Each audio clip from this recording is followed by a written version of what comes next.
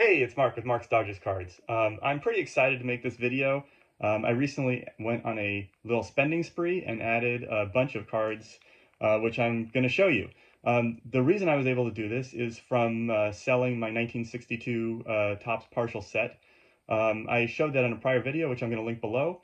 My intention with getting that was to add cards that I didn't have from 1962 and upgrade some, which I did. I had 18 cards that I added or upgraded, including some of the green tint variations from that, which are also shown in that video.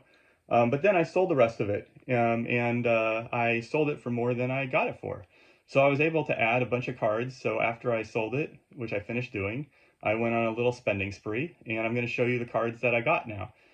These are mostly cards from the 50s and 60s and 70s, just sort of brick by brick, building those Dodger team sets. But I also picked up a couple of other things from earlier, including one, semi-rare Zach Wheat card, which adds to my player collection. So anyway, this is what I got, and I'm going to turn the camera around and show you some cards. All right, here we go. First one here is a 1925-31 W590 Zach Wheat. This is hand cut. It says here that minimum size not met, but it does have a right border, and I feel that this is a pretty decent looking example. There's no creasing, the corners are pretty nice, no writing on it, and pretty happy to have it. This is a pretty rare card. There's, I think, less than 10 graded by PSA and maybe 5 by SGC. So happy to add this one. I'll also note that it's a blank back. I'll also note that this is sort of how I've built a lot of my collection, is buying large lots of cards and then keeping the ones that I need and selling the rest. All right, picked up this one. This is a 1939 play ball Leo DeRocher. I needed this one because I'm trying to get at least one card of every Dodger that went into the Hall of Fame with a Dodgers hat on their plaque. And now I have all of them except for Willie Keeler, which will be almost impossible because there's very few cards of him with Brooklyn. There's, you can get this T206, but he's not on Brooklyn at that time. So there's, anyway, that's a tough one. But anyway, I got Leo DeRocher, so now I have all of them except for Keeler. All right, here's the one I picked up. 1952 Bowman Gil Hodges in a 4. It's a 4 because one of the corners, I think this one here, is a little minor crease on it. You can see it on the back, I'll show you. But I love the color on this card. Really good image. And to me, this is a great looking example of a 4. Yeah, there's the corner issue. All right. Then I bought a lot of 94 1953 Bowman color cards. They were described as being in EX condition, but they were really more like VG to VGEX. Anyway, I sold the ones that I didn't need already also, but I did keep the Dodger cards. So here we've got Carl Erskine, which is, I think this is a nice one. Billy Lowe's, also a nice one. These two I think are in good shape. I would call them EX or VGEX to EX.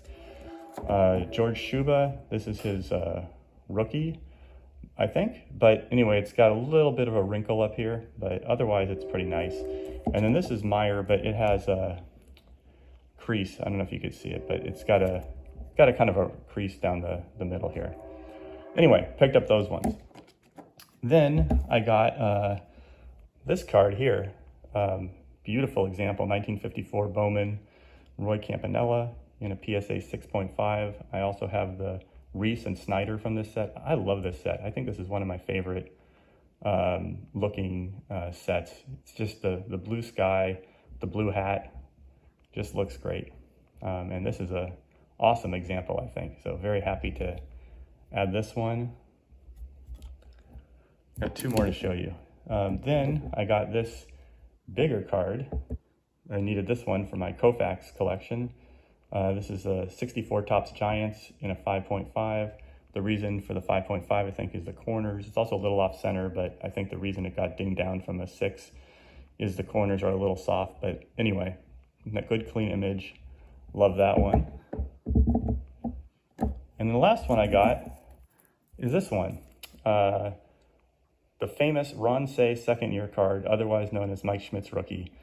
4.5 from CSG. It's the corner, upper left corner is a little tipped.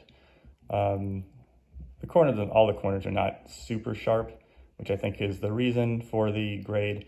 Also, it's off center, top to bottom, more significantly than left to right. But this is one of 4 cards that have big rookies that happen to have a Dodger on them. The other ones are the 1971 Topps high number Ron Baylor and Dusty Baker, which also happens to have Tom Paciorek on it. There's the 1963 Topps Pete Rose, which has a Dodger on it, and there's 1962 Bob Uecker, which I mentioned on it as well. But, you know, added this one. I've been looking for one of these for a while, and this one came up. The price was right. I think the total was $107, including shipping on this one, so very happy to add it. You can see the back is very off-center, which I think probably contributed to it getting a 4.5 instead of a 5. Anyway, those are my additions. Oh, there's one other card I got too, which I haven't received yet, but I will be receiving. And that is the 1911 T201 Mecha double folder that has Zach Wheat on it. So that one is also coming. It's in the mail. Probably won't get that for a little bit, so I figured I'd just show these now. But yeah, so this is what happened when I sold my 1962 Topps partial set, and this is what I got. All right, y'all. Thanks for watching.